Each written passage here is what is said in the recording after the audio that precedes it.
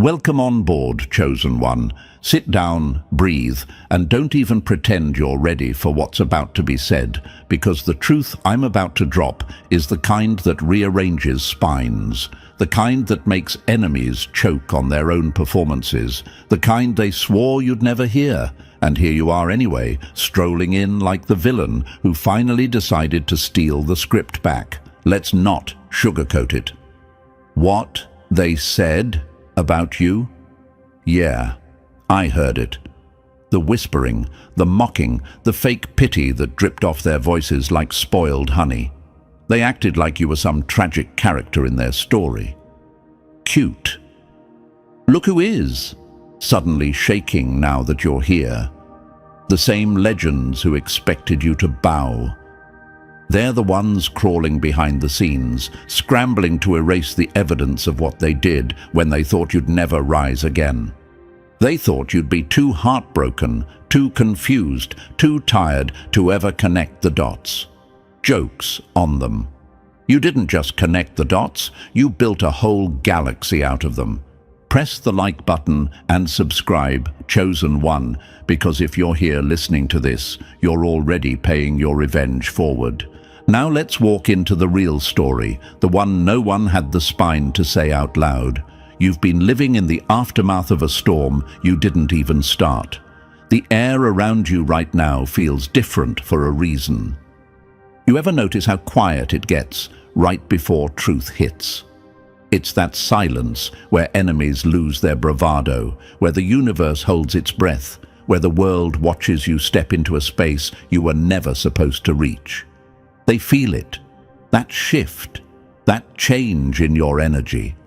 And it terrifies them, because the moment you stopped breaking down, their entire ecosystem started breaking apart. They wanted you confused. They needed you doubting yourself. They fed off your uncertainty like scavengers circling something they thought was dead. The second you began healing, even a little, they panicked. Not because they cared, not because they felt guilty, but because your healing meant their lies were losing power. And don't get it twisted. They weren't just running their mouths. They were running strategies, whisper networks, secret meetings, late-night phone calls where someone always said, "Don't worry, they'll never figure it out." Your name sat in rooms you were never invited to, soaked in jealousy, twisted into jokes, pulled apart by people who had nothing better to offer the world than commentary on you. And here's the part that hits like a blade sliding between ribs. They didn't mock you because you were weak. They mocked you because you were strong enough to intimidate them even while broken. You were the threat they couldn't control, so they tried to rewrite the story. They couldn't handle your resilience, so they labeled it desperation. They couldn't match your loyalty, so they painted it as clinginess. They couldn't stand your glow, so they dimmed every room you walked into with rumors and distortions until you couldn't recognize your own reflection. But history has receipts, and the universe keeps tabs. Remember that phase where you felt like you were losing everything, like you were slipping deeper into confusion, asking yourself why it hurt so much. That wasn't weakness, that was sabotage. Every time you tried to breathe, they tightened the rope. Every time you tried to rest, they planted another story. Every time you tried to rise, they sent a message specifically crafted to destabilize you. That wasn't coincidence, that was orchestration. People love to act innocent when the truth surfaces, but trust me, Chosen One, if you knew what they were saying when you weren't in the room, you'd block them on everything without hesitation, not out of bitterness, out of self-respect. Your pain was entertainment to them. They treated your heartbreak like a group project. Screenshots, whispers, exaggerated reenactments. They studied your suffering as if it made them intellectuals. Some sat there, replaying memories of you like highlights of a game they thought they won. Others used your name as currency to buy the illusion of superiority. But here's where everything flips. They never expected you to survive the hit. They underestimated the villain in you, the version of you that crawled out of the wreckage with clarity instead of chaos, the version of you that understands silence better than noise, the version of you that can see through people now, clean and sharp. What they don't know is that every betrayal matured you, every rumor upgraded you, every silent night rebuilt you. You didn't break, you transformed, and transformation is the one thing they can't undo. Chosen one, the universe watched every moment. When you begged for clarity, when you tried to fix what wasn't yours to fix, when you blamed yourself for the damage someone else designed. You thought you were alone in that dark, but no, you were being rewired. And now you're the storm they can't outrun. You're the proof that their entire performance collapses the moment you stop participating. So, welcome back. You're not the victim in this story anymore. You're the plot twist they never saw coming.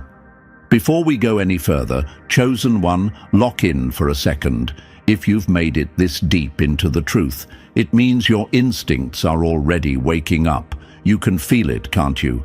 That little spark in your chest that says, keep going, something big is coming.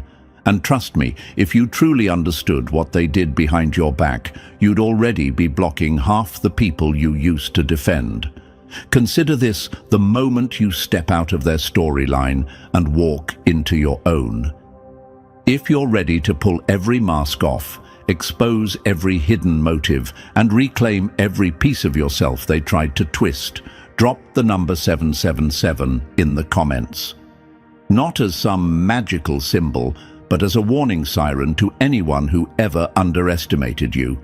Hit the like button, subscribe, and stay with me, because what comes next isn't just information. It's revelation, it's closure, it's the part where the villain you finally becomes the hero they feared. And now we dive deeper, step by step. And believe me, if you're truly the chosen one, you won't even want to click away. Let's begin. Number 1. The games they played blew up in their face. Funny how the loudest liars always scream victim the moment you stop letting them use your silence as their playground. Now let's drag this into the light, Chosen One, because pretending they were harmless is exactly how they got away with half their nonsense. These people weren't just messy, they weren't just careless, they were architects of psychological warfare. They studied your reactions the way spies study enemy patterns, always calculating, always adjusting their tactics to get a little more control, a little more access, a little more of that twisted sense of power they fed on. And before you blame yourself for not seeing it sooner, let me remind you, their entire personality was a mask. The real face? You were never meant to see it. What they said was always fake concern. You know that tone they used, the one that disguised poison as pity. The classic, "Are you okay?" that sounded less like care and more like they were waiting for you to fall apart so they could feel superior. Every question was a jab, every suggestion was a setup. They weren't checking on you, they were checking your temperature like a hunter making sure their prey was still bleeding. And look who is suddenly acting confused now. The same clowns who studied your insecurities like homework are pretending they don't know why you walked away. They expected you to stay trapped in their little maze of mind games forever. They thought you'd always second-guess yourself just because they trained you to. Let's talk about their favorite trick, covert antagonism. That's the art of stabbing you softly while smiling sweetly enough that you start apologizing for bleeding. They'd remind you of your past mistakes as if they were helping you grow, but really they were sharpening your guilt against you. They weaponized your honesty. They twisted your openness. They used your empathy like a crowbar to break into your mind. It wasn't random. It wasn't accidental. It was planned. Every conversation was a controlled experiment. Every compliment had a hook hidden in it. Every apology had a loophole. Every "I didn't mean it like that" was a lie dipped in perfume. And here's the part that still makes your stomach flip. They counted on you not noticing. They counted on your kindness. They counted on your ability to forgive faster than they could manipulate. They studied your patterns the way scientists study lab rats. Every time you forgave them, they documented it as proof you'd let them do it again. You ever wonder why talking to them felt exhausting? Why your brain felt foggy? Why you walked away from conversations doubting things you were 100% sure about previously? That wasn't coincidence. That was psychological erosion. They wanted you confused. Confusion is control. Doubt is control. Silence is control. And when you finally reached your limit, when you stopped nodding along, when you stopped letting them twist your memories, when you said no more, they activated their deadliest tactic, the victim mask. Suddenly, you were unstable. You were overreacting. You were too emotional. You were the problem. They rewrote the storyline like they were speedrunning excuses. The tormentor became the saint. The liar became the martyr. The manipulator became the misunderstood angel who tried so hard to help you. They performed innocence so dramatically it could have won awards. And you stood there feeling like you were going crazy. You weren't. You were waking up. Let's be honest, they didn't want to help you. They wanted to find the softest spot in your soul and dig until you broke. They searched for cracks in you like thieves searching for a window left open. They targeted your insecurities to weaken you. They kept pushing until you questioned your sanity, your worth, your entire identity. But here's the punch they never saw coming. Instead of shattering, you evolved. When they said you'd fall apart without them, they forgot villains don't crumble, they recalibrate. You turned off the noise, you stopped explaining yourself, you stopped defending your character to people who had none. You pulled your energy back like a weapon, and that was the one thing they couldn't handle. Your silence was not weakness. Your silence was intelligence. Your silence was the first step of your comeback. Do you know what silence does to manipulative people? It eats them alive. They're used to controlling the narrative, and suddenly the main character walked off set. They panic, they scramble, they stalk your energy from a distance because they can't stand not knowing what you're thinking anymore. They aren't scared of losing you. They're scared that without access to you, they lose their power. You didn't crumble into their cautionary tale. You became the nightmare of their ego. You became the villain they accidentally created. You became the one thing they can't manipulate, someone who sees the truth. And let's address the question creeping through your mind. Why would someone do this? Why target me? The answer is simple and ugly. They saw strength in you they didn't have. They saw a heart they could never emulate. They saw potential that made them feel small.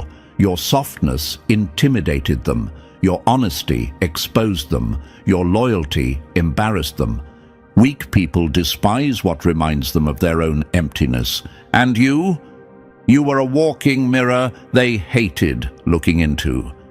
They didn't destroy you. They revealed themselves. They taught you how to read energy, how to trust your intuition, how to recognize patterns, how to walk away with your dignity fully intact, even when your heart was bruised. They forced you into a level of self-awareness they never wanted you to reach, because self-aware people don't stay controlled. The manipulation tactics they used weren't signs of your weakness. They were signs of your threat level. Because chosen one, villains don't get targeted. Threats do. And now that you see through everything, now that the mask is shattered, now that you know the games they played, there's only one logical next step. You block them everywhere, not out of fear, out of evolution, out of self-respect, out of the realization that people who wage psychological war on you don't deserve access to your empire. Their tactics failed, their plan collapsed, their power over you is gone. And the version of you standing here now? They couldn't manipulate that version even if they tried. The villain became the hero. Because you finally realized the truth. You were never theirs to break. You were always the one meant to rise. Number 2.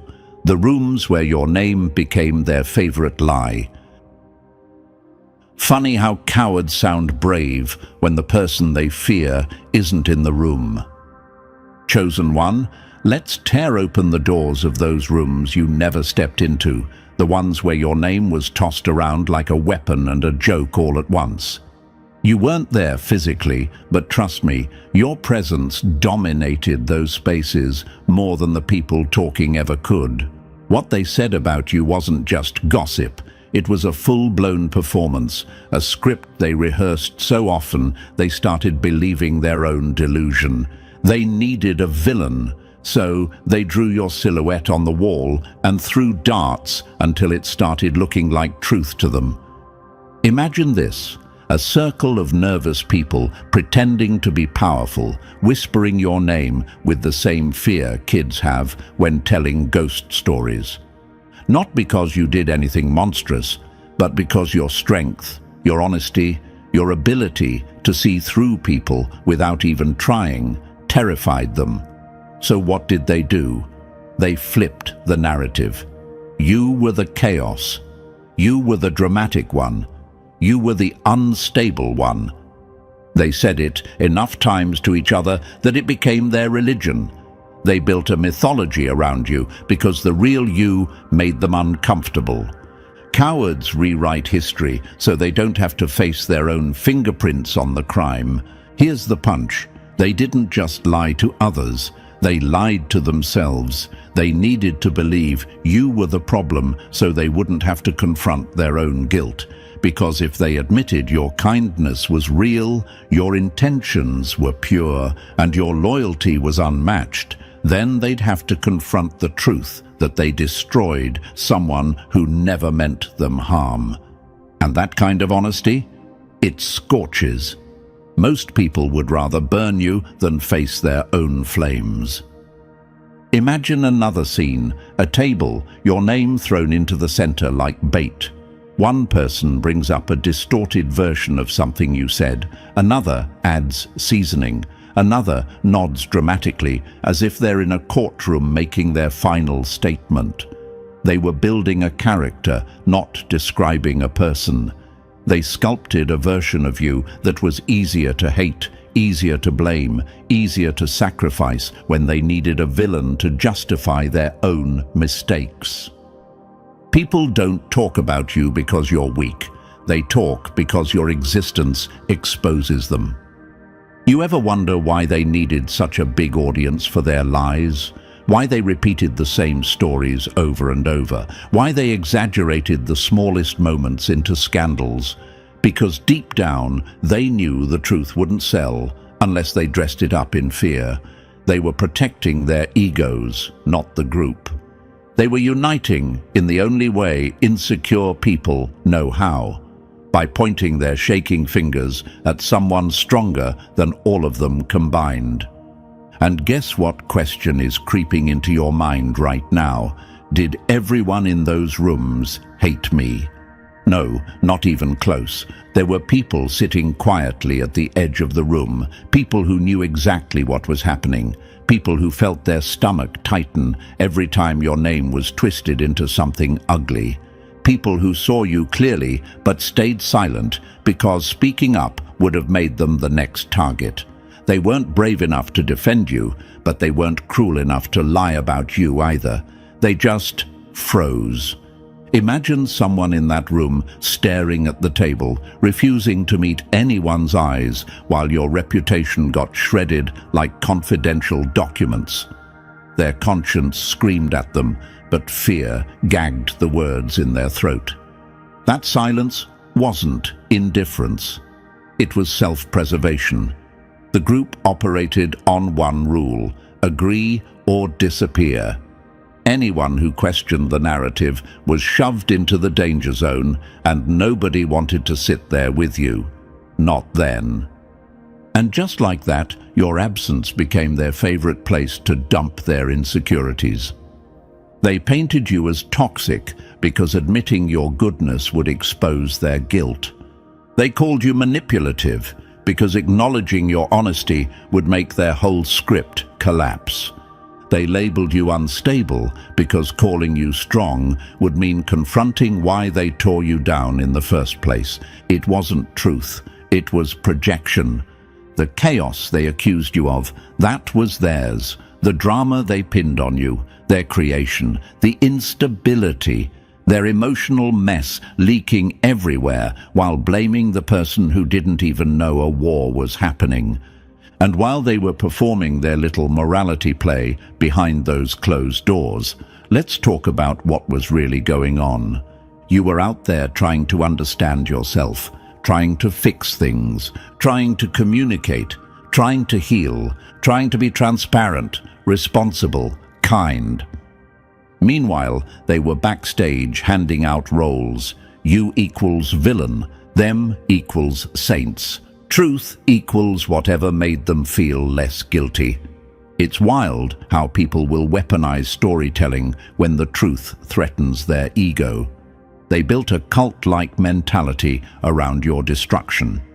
Every time someone questioned the narrative, the group snapped back with reminders, warnings, twisted anecdotes, and emotional blackmail.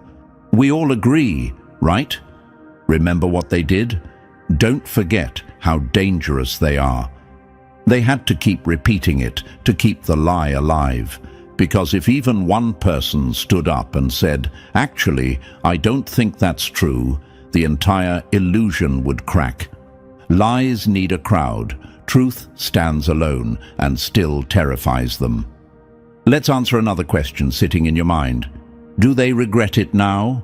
Some do, more than they'll ever admit.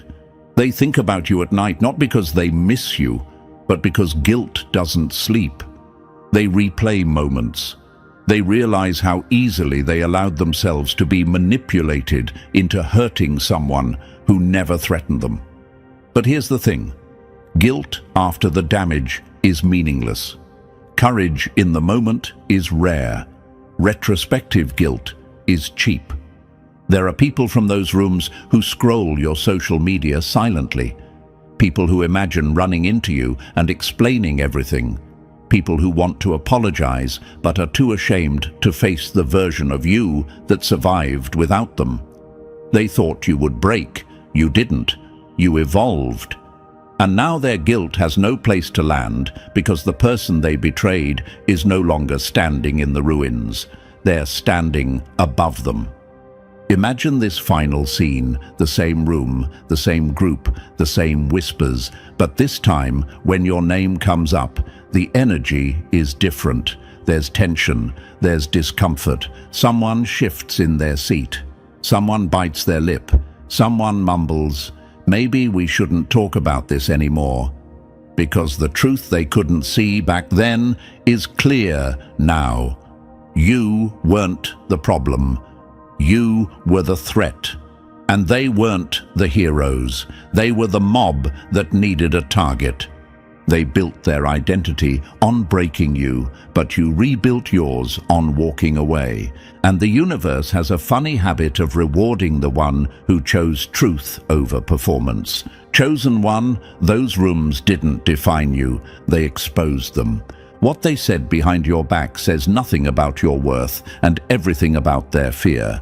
And the fact that you're still here, stronger, sharper, and done playing their puppet, that's the final plot twist they'll never recover from. Number 3. the reality they tried to steal from you. Only liars demand you doubt what your soul remembers clearly. Chosen one, let's dissect the gaslighting, their favorite weapon, their signature poison. They didn't just twist the truth, they twisted you. Gaslighting is psychological vandalism. It's breaking into someone's mind and rearranging the furniture so they trip over things that weren't there yesterday. These people perfected it. Imagine this. They stab you verbally, then tilt their head like you're the one holding the knife. Cruelty delivered at 9 p.m., denial by 9:05. They'd say something venomous, then shrug and whisper, "You're imagining things." They'd act cold, then look shocked when you felt hurt. They wanted you questioning your sanity, because if you didn't trust your own mind, you'd have no choice but to rely on theirs. Gaslighting isn't confusion, it's control dressed as innocence. And slowly, your reality began bending. You second-guessed your instincts. You replayed conversations like crime scenes. You wondered, am I overreacting? Am I the problem? That's exactly what they wanted. Your doubt was their leash. But here's the plot twist that burned their whole strategy to ashes. Gaslighting collapses the moment the target stops engaging. The second you stopped arguing, stopped explaining, stopped validating their fake innocence, their entire illusion crumbled. Imagine a magician forced to perform with the lights fully on, no audience, no darkness, no tricks left. Manipulators need emotional reaction like fire needs oxygen. Your silence suffocated them, your distance killed their script. You broke the game simply by refusing to play. And now, they're left alone with the truth they tried to bury, and it terrifies them. Number 4, their little lies turned into a full-blown war. Funny how they needed an entire audience just to attack one person strong enough to stand alone. Chosen one, let's drag the smear campaign into the spotlight, because this wasn't gossip. This wasn't people talking. This was a coordinated hit job on your character, a social assassination plotted by people who knew they couldn't defeat you honestly. Smear campaigns are psychological grenades. Pull the pin, toss the story, then pretend they weren't anywhere near the explosion. And these people? They deployed them with precision. Imagine this. They took your real pain, your real vulnerability, and twisted it like a wet towel until every drop looked like instability. They grabbed your reactions to their cruelty and presented them as random meltdowns. They cut out context like surgeons removing evidence. To them, truth wasn't a value. It was raw material to sculpt a lie. They didn't tell your story. They told a story that kept them comfortable. And the audience? They swallowed it whole. No questions, no curiosity, no loyalty, just instant judgment. You watched people shift around you, colder, quieter, suspicious. Suddenly, you weren't being treated like yourself. You were being treated like the character they invented. The real purpose wasn't just to make you look bad. It was to isolate you. They wanted you walking into every room, already defeated by a reputation that wasn't yours. They wanted your social ground to feel like quicksand. Defend yourself and sink. Stay silent and sink faster. Imagine a chessboard where every move you make already looks wrong because they've rigged the light. Why do smear campaigns work? Because manipulative people pick traps where no response looks good. If you get emotional, see, unstable. If you stay calm, see, cold. If you try to explain, see, defensive. If you don't, see, guilty. And they know it. It's never about truth. It's about caging you inside a story they control. But here's the part they never predict. Truth ages like fire. It burns hotter the longer it's hidden. Eventually, people start noticing patterns. They start seeing that person repeating the same drama cycle with someone new. They start realizing, wait, why does every story end with them as the victim? The mask doesn't slip. It cracks. And when it cracks, their entire narrative collapses like a house built from wet paper. Some people will feel guilty, some won't, but every single one of them will know the truth when it hits, and that knowledge, it won't leave them alone at night. Meanwhile, you rise above the ashes of every lie they told. You don't just survive the smear campaign, you outlive it. Number 5, the celebrations they threw when you fell. Some people don't stab you in the back. They throw parties when you hit the floor. Chosen one, brace yourself, because this part isn't pretty. What they did behind your back wasn't just petty. It wasn't just cruel. It was monstrous. While you were trying to breathe through your lowest moments, while your world felt like it was collapsing, they raised their glasses in rooms you were never invited to. Imagine that. You're crying, breaking, losing sleep. And somewhere else, someone is leaning back in their seat saying, finally. They called your pain karma. They called your heartbreak justice. They acted like your suffering was a cosmic reward for them.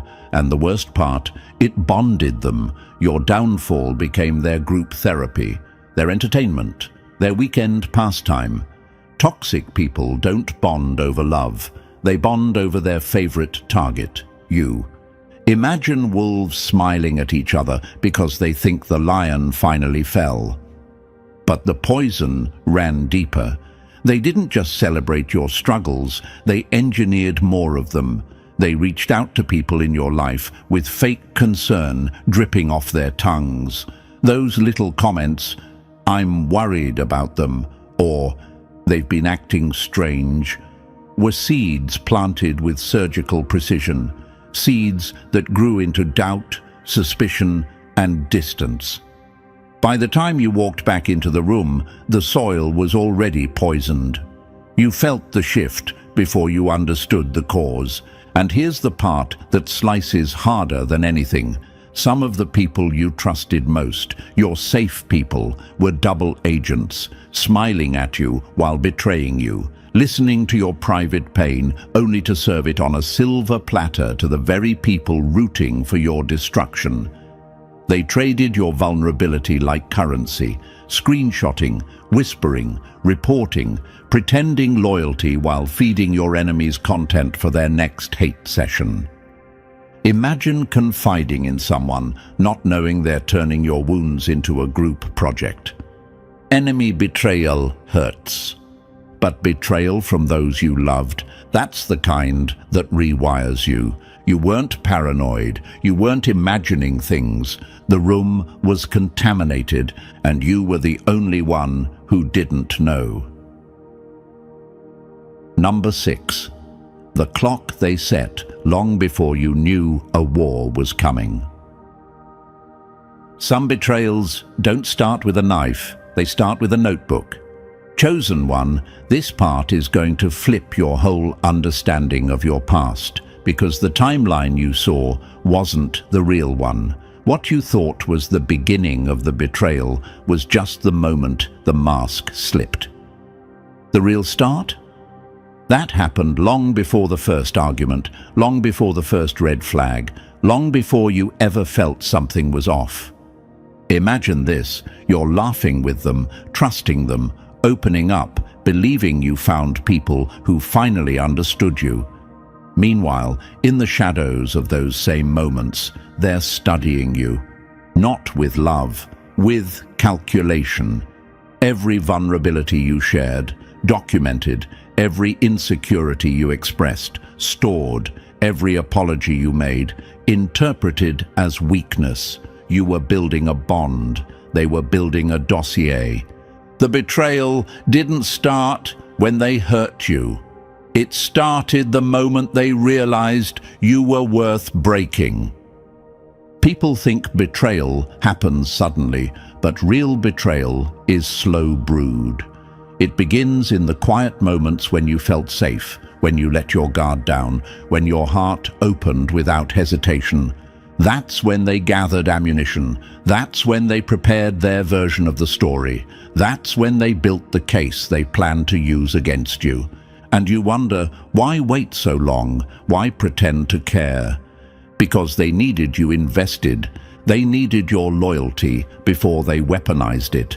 They needed you to trust them so deeply that when they finally struck, the impact would knock the air out of your lungs. This wasn't impulsive cruelty. This was premeditated psychological warfare. Imagine a chess player moving slowly, quietly, strategically, preparing the board long before the checkmate even becomes visible. That's what they did. They studied your emotional landscape like cartographers, mapping unknown territory, noting every trigger, every sensitive point, every place they could hit you hardest. And when did they choose to strike? The moment you became a threat. The moment you started growing. The moment your evolution exposed their stagnation. Your glow didn't blind them. It exposed how dim they were. Your success, your healing, your growth, those weren't just inconvenient for them. They were intolerable. Because people who rely on your weaknesses for superiority panic the moment you start leveling up. Your evolution wasn't an accident, but neither was their betrayal. They always knew the day would come when your light outshined their shadows, and that was the moment they decided the war had to begin. Number 7. Their sorry was just another trap. Some apologies aren't bridges, they're fishing lines thrown out to reel you back into chaos. Chosen one, let's tear apart the fake apologies they tossed your way, because those weren't expressions of guilt. Those were strategic moves, scripts written by people who suddenly realized losing access to you made them look bad. They didn't apologize because truth hit them. They apologized because consequences did. The moment they saw you healing, rising, rebuilding without them, panic set in. Your silence made them uncomfortable. Your progress made them exposed. Your absence made them guilty in the eyes of anyone paying attention. Imagine this, a villain wiping blood off their hands before knocking on your door saying, "Hey, can we talk?" That was their apology, a performance, a public relations stunt, damage control disguised as vulnerability. They didn't apologize to fix the past, they apologized to protect their image. And the apology always came with strings attached, conditions, explanations that twisted the story until somehow you were partly to blame. They'd say, "I'm sorry, but you have to understand," or "We both made mistakes," or "Let's just move on." Translation: I need you to stop telling the truth because it ruins my reputation. Imagine someone handing you a gift box and inside is a map leading back to the same battlefield you escaped. That's what their apology was, an invitation back into the trap. Real apologies free you. Theirs tried to cage you again, and the hollowness you felt, that was your intuition recognizing the mask before the face. Number 8. Their minds are a labyrinth of self-inflicted delusion. Some monsters don't hide under beds, they hide inside their own excuses. Chosen one, this part is darker than anything we've covered so far because their psychology isn't just toxic, it's terrifying. These people don't sit around plotting like classic villains, rubbing their hands together. No, their evil is more pathetic and more disturbing. They genuinely believe they're good people. They've twisted the storyline so violently in their own minds that they've cast themselves as the heroes and you as the villain. they bravely had to defend themselves against. Imagine someone burning down a house, then standing in the ashes, crying about how the match accidentally jumped into their hand. That's their mind, a total rewrite of reality, cognitive dissonance so strong it bends the truth until it snaps. They don't lie to you first. They lie to themselves, then offer you the edited version. Admitting what they did, every smear, every manipulation, every betrayal, would shatter their fragile self-image. So instead of taking responsibility, they double down, they justify, they reframe. They paint every act of cruelty as self-defense. They tell themselves, I had no choice, because facing the truth would force them to confront the monster in the mirror. And here's the part that will make your skin crawl. They sleep peacefully. They don't feel guilt. They don't feel horror. They don't feel remorse. Their minds protect them from the truth, like a faulty alarm system that refuses to ring. Imagine a villain so delusional they truly believe the hero deserved to be destroyed. That's them, and that's why you walking away wasn't just smart. It was survival. Number 9. The move that ends their power for good. Closure doesn't come from their apology. Closure comes from the door you lock behind you. Chosen one, here's where everything shifts from revelation to strategy. You finally see the truth. Now you need to know what to do with it. And let me be blunt. You don't confront people like this. You don't argue with them. You don't present evidence. You don't force them to confess. That's not closure. That's re-enrollment into the circus they run. Confrontation only gives them access, and access is their playground. Imagine trying to wake someone who is sleepwalking through their own lies. You shake them, and they fight harder. That's them. They're not waking up. They're not accepting truth. They're not taking accountability. They're too deep inside their own fantasy to ever meet you in reality. Trying to make them understand is like trying to teach a shadow how to stand upright. So what do you do now? You leave, cleanly, coldly, completely. You block them, not as revenge, but as self-preservation.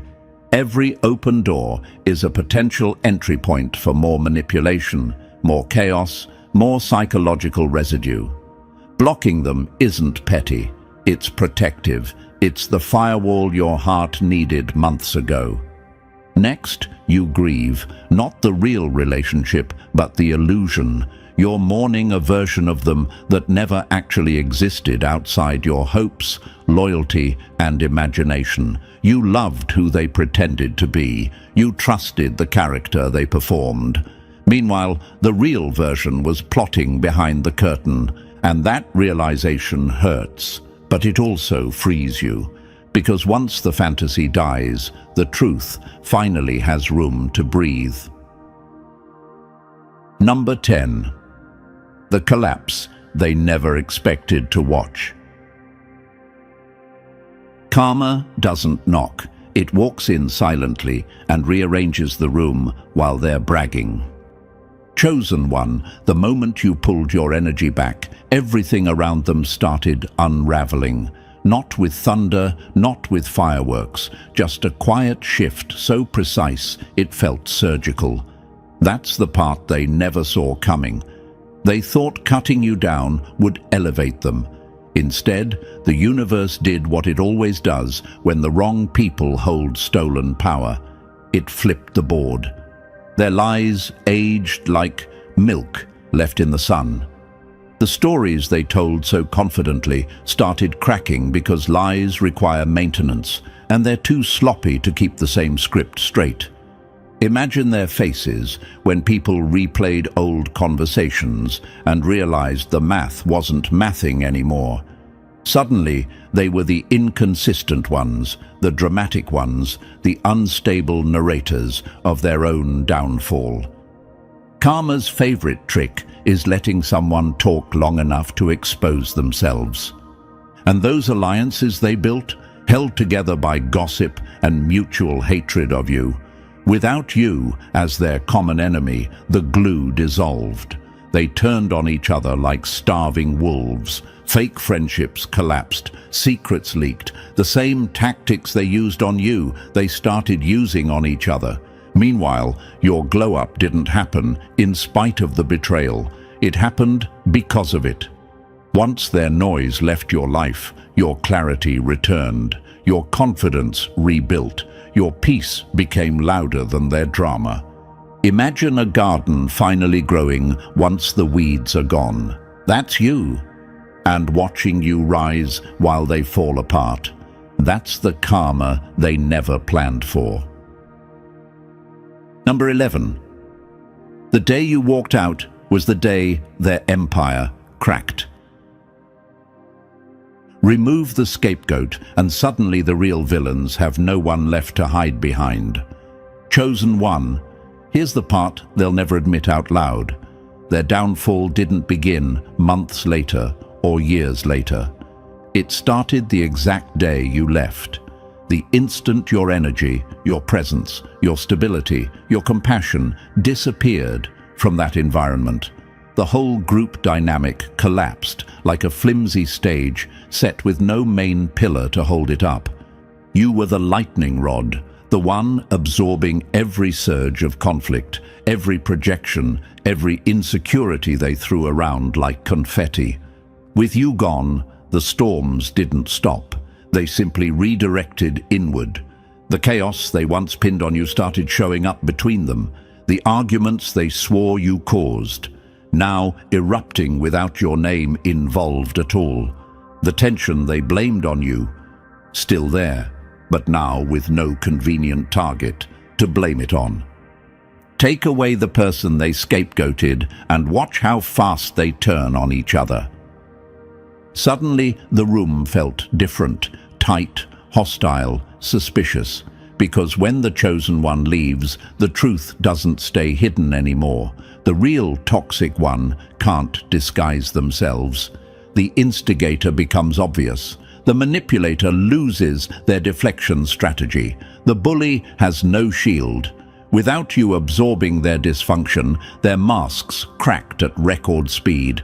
And just like that, the group that once bonded through tearing you down started tearing itself apart. Your absence exposed every secret, every insecurity, every hidden rivalry. Their downfall wasn't karma. It was simply what happens when the foundation they built on lies loses the only honest soul holding it together. Number 12. Your rise is the nightmare they can't wake up from. Nothing haunts a guilty soul more than the person they tried to break, becoming unbreakable. Chosen one, let's make this perfectly clear. Your evolution is their personal horror movie, not because you're doing anything to them, but because you stopped doing anything for them. Your silence, terrifying. Your healing, paralyzing. Your emotional clarity, a psychological earthquake they weren't built to survive. They expected you to shatter. They expected you to crawl back, begging for validation. They expected your identity to collapse without their approval. Instead, you did the one thing their entire manipulation system wasn't prepared for. You leveled up. Your glow isn't revenge. Your glow is the proof they were the problem. Your growth triggers guilt in the ones who know exactly what they did. The moment they see you standing taller, moving cleaner, speaking sharper, something inside them twists. They remember the lies. They remember the cruelty. They remember the moments they laughed at your pain. Now, that same pain forged you into something they can't compete with. Your silence triggers their paranoia. Your distance triggers their insecurity. Your progress triggers their envy. Your peace triggers their denial. Imagine them scrolling through your life, trying to figure out how you're calm while they're still spiraling. Imagine them replaying old memories, realizing you weren't the unstable one. They were. Imagine them seeing your evolution and feeling the truth rise like bile in their throat. You healing isn't just a win for you. It's a psychological punishment for them.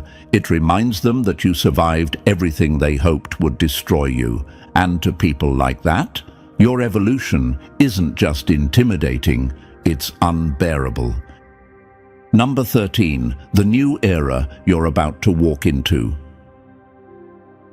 Your past didn't break you. It trained you for a kingdom they were never meant to enter.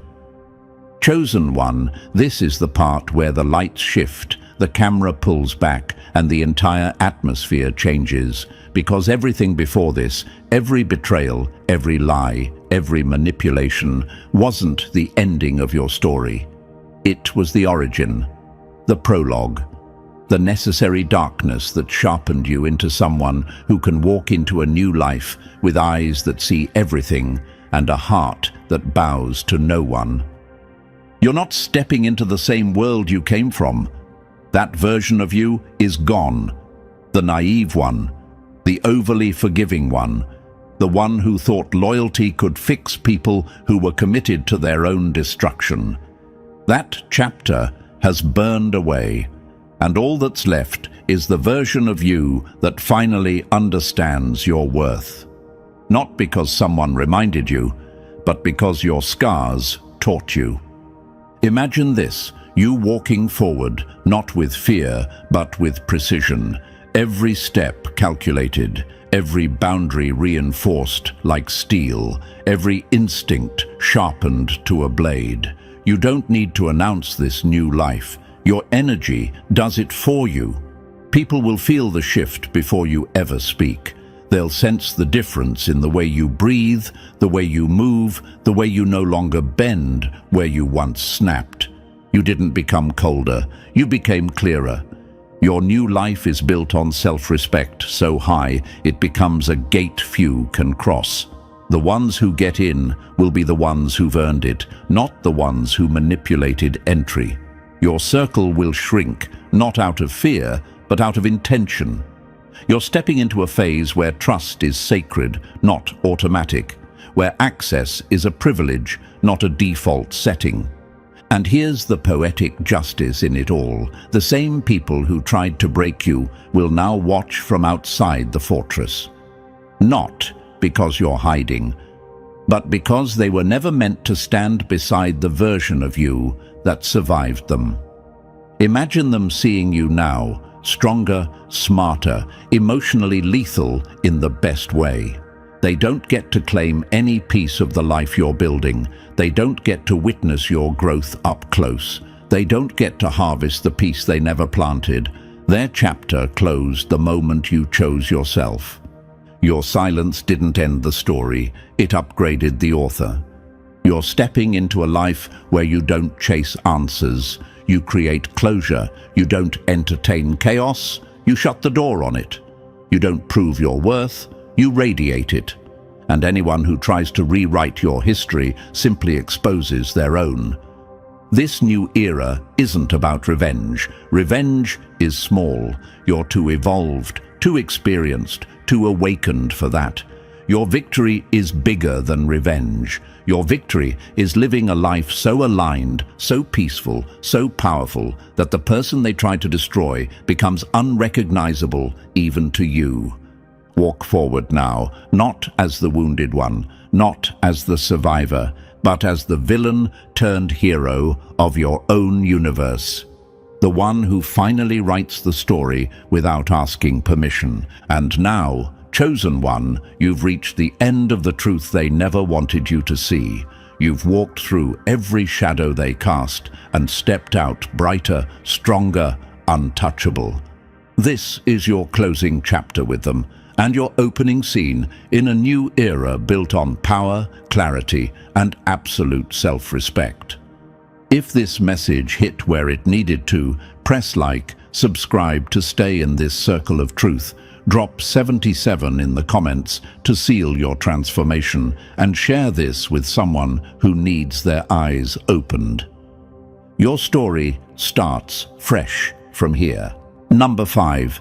When their poison stopped working and they realized you can't be infected twice.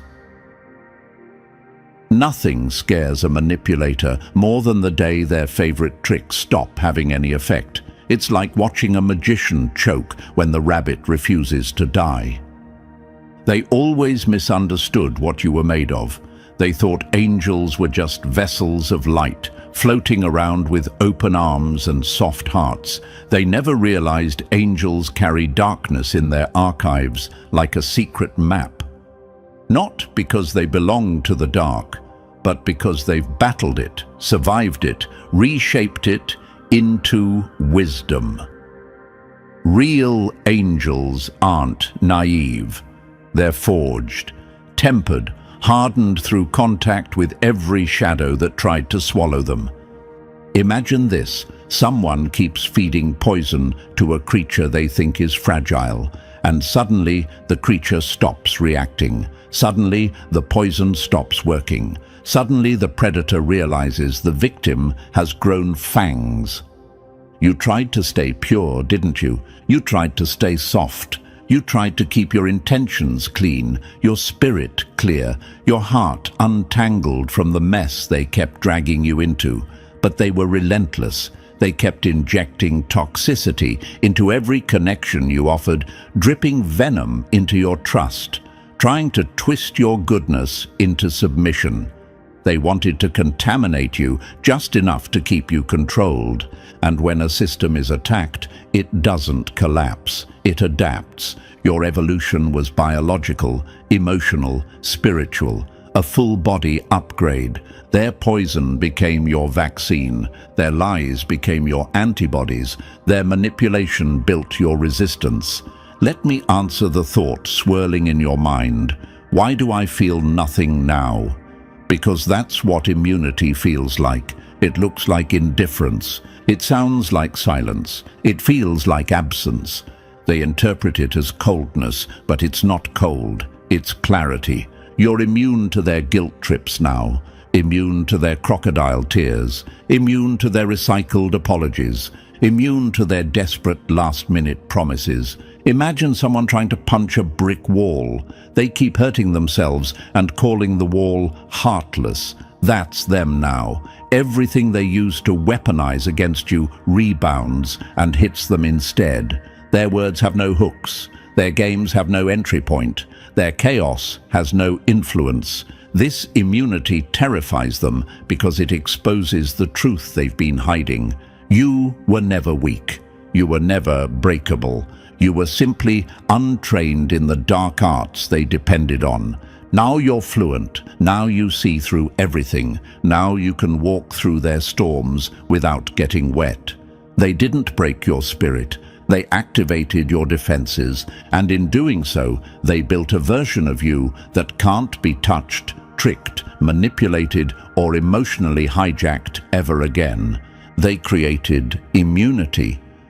But you turned it into evolution, and that evolution turned you into someone they'll never be able to handle. Number 6. When your silence became the grave they dug for themselves. Nothing is louder than the moment you stop caring. It's the sound of their power collapsing. Your evolution didn't strike like lightning. It crept in like a slow eclipse, swallowing your old self inch by inch while everyone around you stayed blissfully unaware.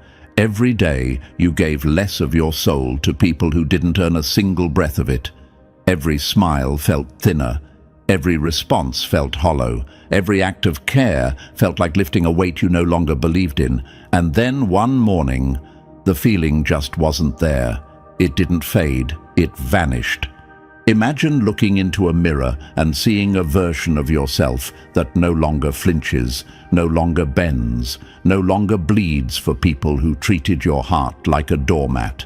That's the moment you met nothingness. And nothingness is terrifying because it means you've ascended past the entire game. They expected anger. Anger is predictable. Anger is emotional. Anger keeps you tied to them. But nothing. Nothing means freedom. Nothing means the cord snapped. Nothing means you walked out of the burning house without even glancing back. Let me answer the question circling in your mind. Is this bad? No, it's evolution's final form. They can't reach you anymore. They can't trigger you. They can't drain you. Your nothingness is not emptiness, it's immunity, and they'll feel the loss forever. Number 7. When you're quiet, turned into the judgment they can't escape. Silence is the executioner they never see. It kills their ego without you lifting a finger.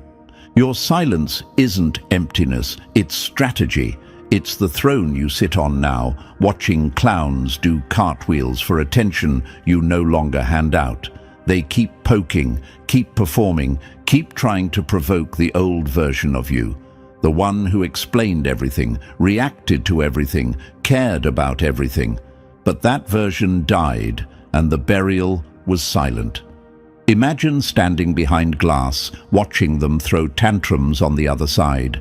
You see their exaggerated emotions, their fake tears, their desperate attempts to seem relevant, and you barely blink.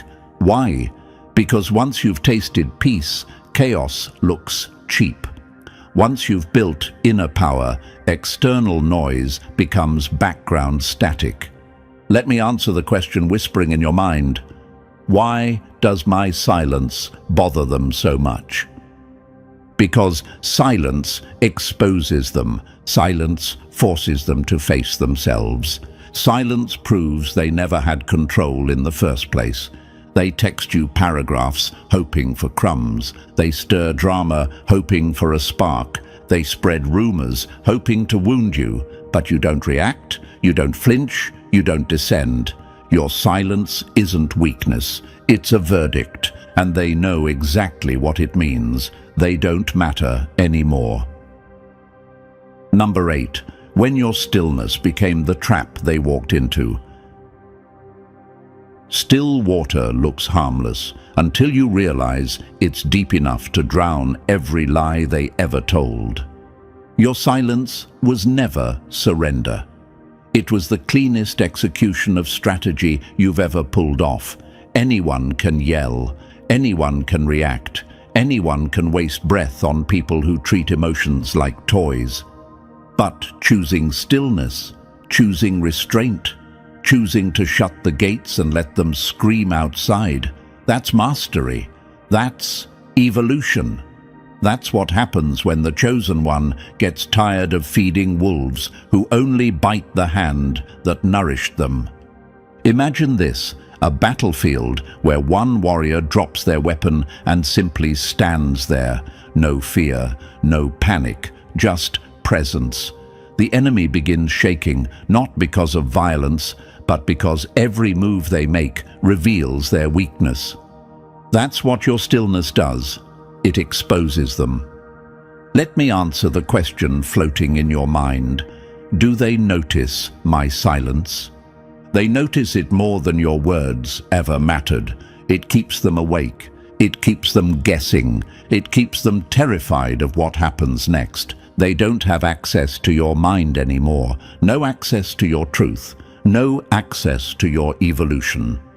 Your transformation is happening in locked rooms, behind closed doors, in places their energy can't enter. Stillness isn't absence. Stillness is preparation. Stillness is power evolving without witnesses, and they'll never see the new you coming. Number 9. When you evolved into the version they can't touch, even in their dreams. They feared your darkness until they realized it was the only part of you they could never control. Here's the truth they never expected to face. Once your other side wakes up, it doesn't go back to sleep.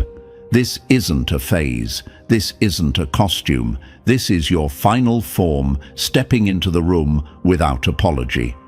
And now that it's active, it stands guard like a sentinel, watching everything, analyzing everyone, ensuring no one ever gets close enough to cut you the same way twice. Imagine unlocking a new sense, a sixth awareness that sees patterns before they happen. That's not paranoia, that's intelligence sharpened by survival. You learn to read intentions like weather forecasts. You learn to detect manipulation before the first word is spoken. You learn to recognize guilt wrapped in nostalgia, concern wrapped in control, I miss you wrapped in strategy. Let me answer what you're thinking. Does this make me cold? No, it makes you complete. You didn't become less angelic, you became more.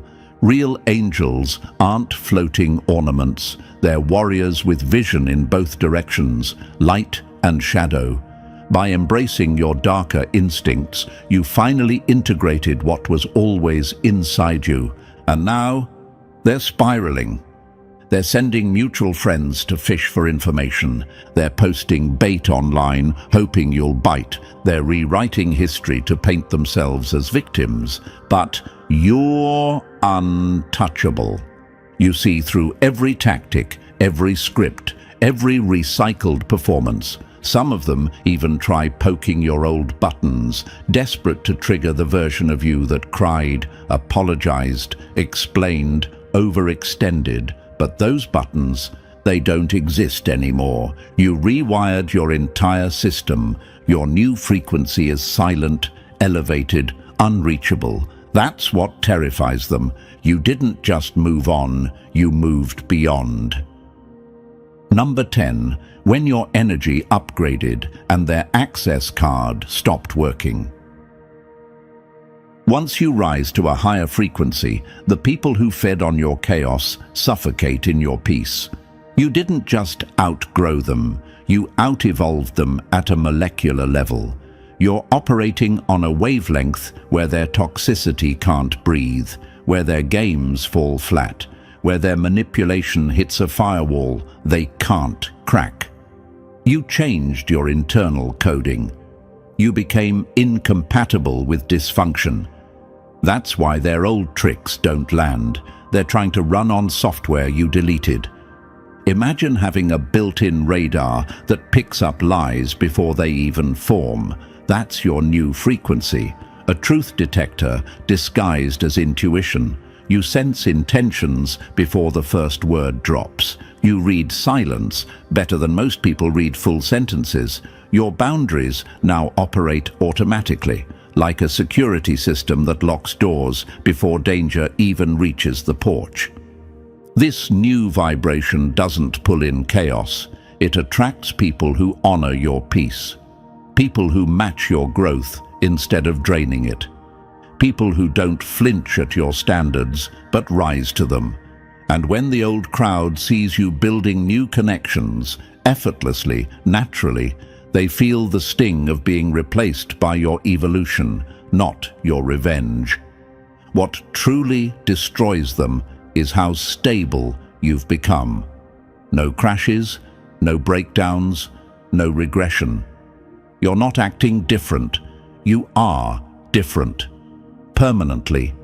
You feared darkness would corrupt you, but it completed you. You feared boundaries would isolate you, but they protected you. You feared choosing yourself was selfish, but it made you sovereign. You're not vibrating higher just for peace. You're vibrating higher because you finally remembered who you are. Number 11. When your wholeness became the nightmare they can't wake up from. Nothing frightens a user more than realizing their favorite broken person finally put themselves back together with no cracks left to grab. They never wanted you healed. They needed you insecure, questioning yourself, bending for approval that never should have mattered. Your brokenness gave them purpose. Your doubts fed their ego. Your softness made them feel powerful. But now, Your completion exposes their emptiness like a spotlight on a hollow stage. Imagine this, a puzzle they once controlled piece by piece, suddenly snapping into place without their help. That's you now, whole, integrated, unreachable, and it terrifies them because your wholeness shows how small they always were. Let me answer the thought creeping in your mind. Am I doing this to get back at them? No, your evolution isn't revenge, it's recovery. Your boundaries aren't weapons, they're restoration. Your distance isn't punishment, they're simply no longer relevant in your story. You're untouchable now, not because you're violent or vengeful, but because you're complete. You can't manipulate someone who's integrated their shadow. You can't guilt someone who faced their own shame and won. You can't break someone who rebuilt themselves using the ashes as bricks. Imagine trying to drown someone who learned to breathe underwater. That's how futile their tactics are now. You became your own validation, your own sanctuary, your own home. And that self-sufficiency, it terrifies people who depended on your dependence. This isn't a phase. This isn't mood-driven. This is irreversible evolution, a molecular shift they can't undo, touch, or influence. The old version of you, hurting, hopeful, hesitant, no longer exists. You've seen too much, felt too much, survived too much to ever shrink back into someone convenient. Now, your presence has gravity. People sense your boundaries before you speak. They sense your strength in your silence. You've become your own security system, your own sacred ground. And when you look in the mirror, the shock isn't loss, it's recognition. You didn't lose yourself. You finally found the version of you they hoped would never rise. Number 12. When the story came full circle and you became their final consequence. Poetic how every person who tried to break you ended up building the version of you they can never touch again. Now everything snaps into place, doesn't it? The betrayals weren't accidents, they were chisels. The losses weren't punishments, they were clearing the ground. Every ending was a disguised doorway. Every heartbreak was scaffolding.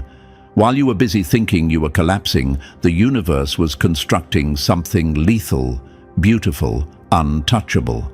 And now that the masterpiece is finished, they're forced to face what they created with their own hands.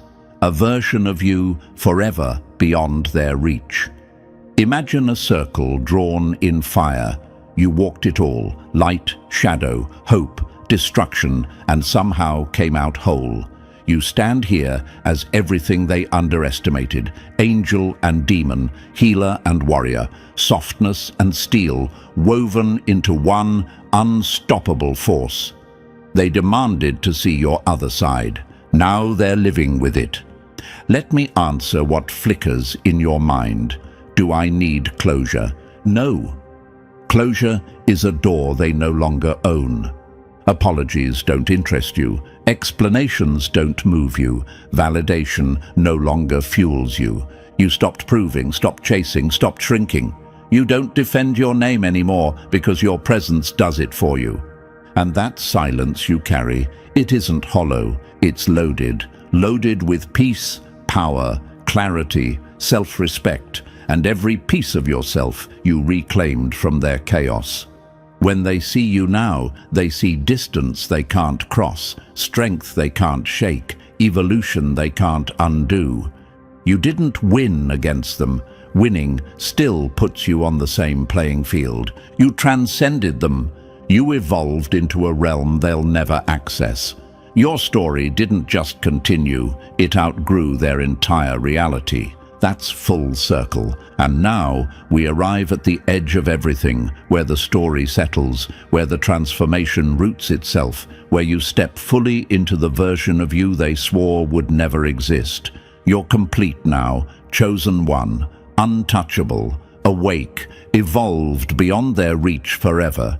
If this hit your soul the way truth always does, like the video, subscribe to the channel, drop 77 in the comments, and share this message so other chosen ones can rise with you.